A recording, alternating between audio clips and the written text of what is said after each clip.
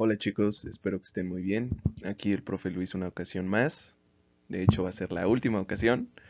Y hoy vamos a hablar acerca de los códices y el arte indígena durante el periodo novohispano.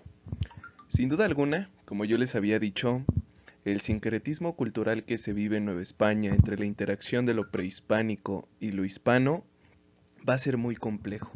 De hecho, hay un debate entre historiadores en el sentido de cuánto de lo que actualmente existe en el arte o existió en el arte novohispano tiene rasgos indígenas. Entonces nosotros vamos a aseverar con una breve introducción. La resistencia cultural indígena no solo se dio cuando los mayas se iban a la selva y se escondían de los conquistadores españoles, no solo se dio cuando los indígenas por lo general agarraban monte y se escondían o cuando se subyugaron los grandes imperios ante los españoles. No, hijos, la resistencia cultural también se da con pequeños toques o elementos que sobrevivieron durante el periodo novohispano, específicamente en el arte. ¿Cuáles son estos elementos que sobreviven? Bueno, hoy vamos a hablar única y exclusivamente de dos. Por una parte los códices y por otra parte el arte plumario. ¿Por qué sobreviven, chicos? Bueno, es una historia muy compleja, pero ante todo, cuando hay un proceso de conquista y asimilación cultural, se necesita conocer a aquellos que perdieron. Es decir, se necesita retomar su historia, sus usanzas y sus tradiciones para ver y observar la manera o el proceso que se debe de llevar a cabo para poder conquistar no solo materialmente, sino también espiritual y culturalmente. Iniciamos. ¿Qué eran los códices entonces, chicos? Bueno, los códices, conocidos en la lengua náhuatl como amoxtli, básicamente son documentos que resguardaban algún tipo de información. Estos estaban escritos sobre piel de venado, papel de amate o fibras de maguey. Posteriormente, con la llegada de los españoles, se incorporan nuevos elementos que vamos a hablar en la siguiente diapositiva. Se escribían ya sea de forma horizontal o vertical, dependiendo su función, si era histórica, religiosa o si era acerca de la recolección o registro de algún tributo o de un árbol genealógico.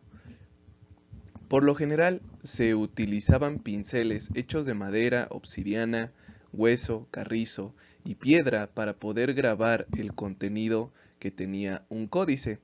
Las pinturas, o más bien la pintura utilizada para poder realizarlo, era un compuesto ya sea de materiales vegetales, minerales o en su defecto animales como la grana cochinilla.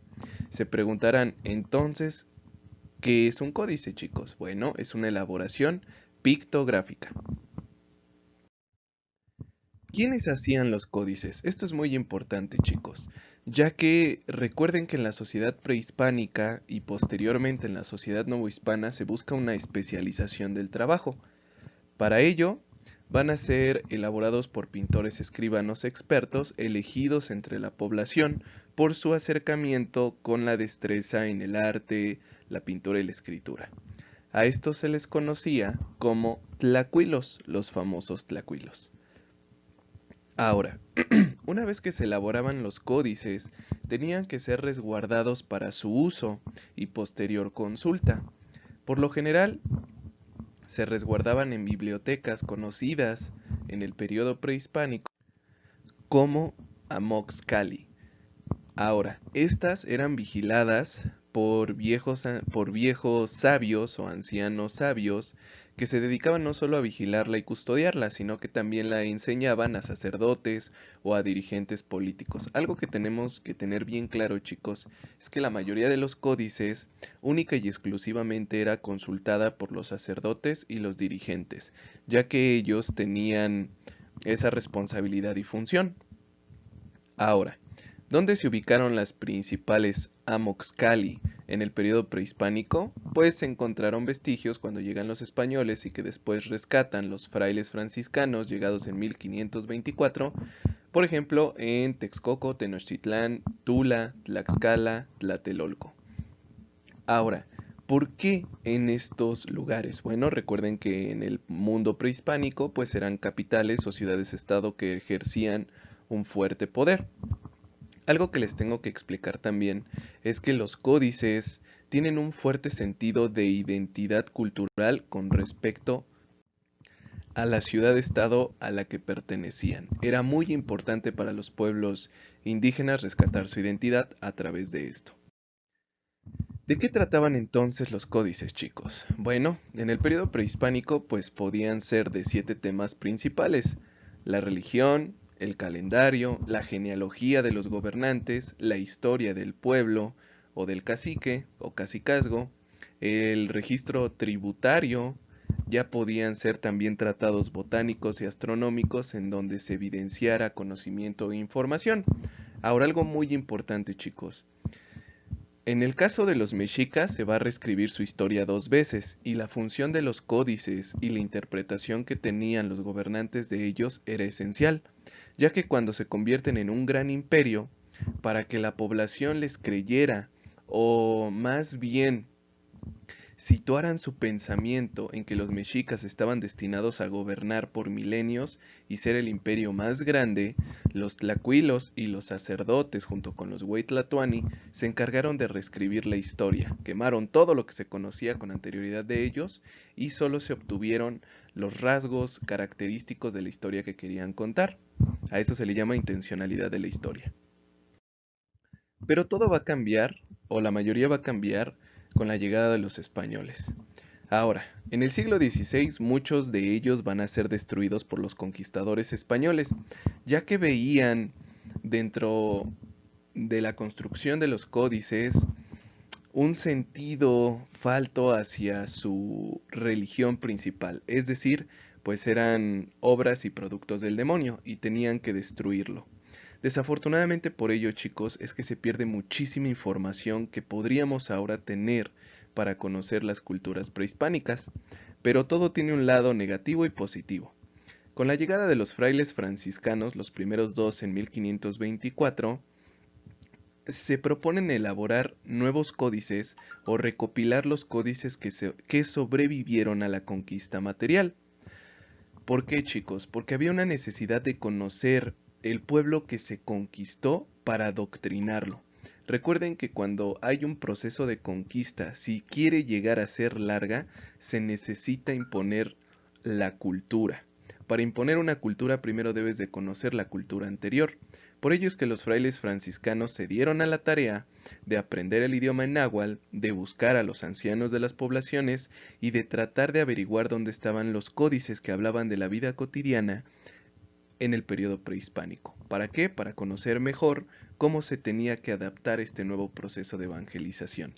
Ahora, dentro de los elementos que van a cambiar en la construcción de los códices está el papel lino, cáñamo o el papel de algodón, es decir, ya transitan a nuevos elementos que son incorporados en su elaboración. Se anexan también las letras latinas e hispanas en su elaboración. De hecho, los códices van a seguir funcionando durante la segunda mitad del siglo XVI y XVII por parte de las comunidades indígenas para dar a conocer, por ejemplo, un árbol genealógico del gobernante o la propiedad de la tierra que se tenía de forma legítima. También eran utilizados, chicos, para el proceso de evangelización. La sociedad prehispánica, al igual que la sociedad mexicana actual, es extremadamente visual.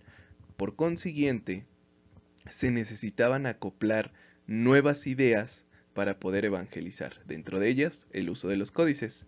Fungieron entonces como un medio idóneo para la información y la divulgación de esta, ya que permitía que a la mayoría de aquellos habitantes con origen indígena tuvieran la capacidad de adquirir el conocimiento evangélico, única y exclusivamente evangélico.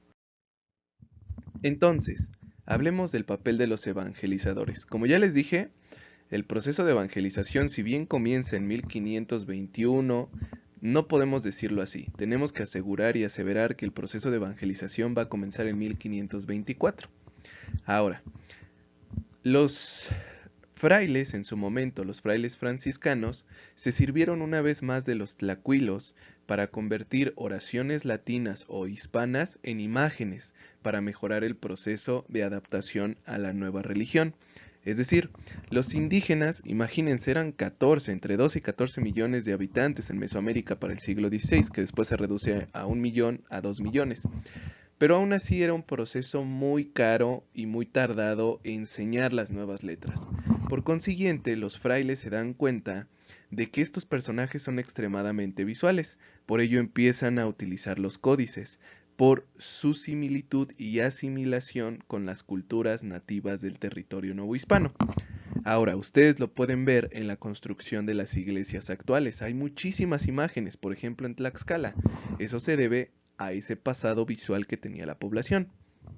El principal centro de creación de los nuevos códices destinados a la evangelización y el rescate a la vida cotidiana antes de la llegada de los españoles va a ser el convento de Santiago de Tlatelolco, manejado en su momento por uno de los grandes etnógrafos de la historia novohispana y después mexicana, Fray Bernardino de Sahagún. Gracias a él es que conocemos pues esta vida cotidiana y las ciencias, las prácticas sociales que se desarrollaban antes de la llegada de los españoles. De hecho, su obra fue inacabada. Su obra se escribió en latín, español y náhuatl. Imagínense, belleza. Ahora, la mayoría de estos nuevos códices se llevaron a España con la finalidad de que fueran resguardados, pero también fueran leídos por los funcionarios reales, ya que muchos de ellos trataban de asuntos legales o problemas que tenían entre la transición de la propiedad hispana y la propiedad indígena. La mayoría de estos van a ser preservados en la actualidad en Florencia, Roma, Madrid, Austria. Desafortunadamente México no tiene la capacidad museográfica para poder cuidarlos, por eso es que no nos traemos el famoso penacho, ¿no? Hablemos por último del arte plumario. Sin duda alguna el arte plumario va a ser uno de los más conocidos en su momento por el alto grado de elaboración y complejidad en el periodo prehispánico. Ahora, se confeccionaron en dos productos o dos representaciones, el amatecayotl y el chimalis. ¿Qué son estos dos? Los chimalis eran los escudos que utilizaban los guerreros indígenas y los amatecayotl eran básicamente recuadros en donde se utilizaba un fondo, una base de algodón y se rellenaban con plumas. ¿Cómo se rellenaban las plumas? Pues se cosían, ¿no? Entonces esto creaba un efecto de pintura. De hecho, era uno de los artes más caros que se podían concebir. Estos fueron manejados en los conventos de Tlaxcala, Tzintzuntzán y Pátzcuaro, ya que los tlacuilos de ese momento eran el medio que utilizaban para poder manejar una pintura. Espero que les haya gustado el video, chicos. Me van a realizar como última actividad un pequeño resumen acerca del tema visto el día de hoy. Nos vemos, chicos, cuídense mucho, hasta luego.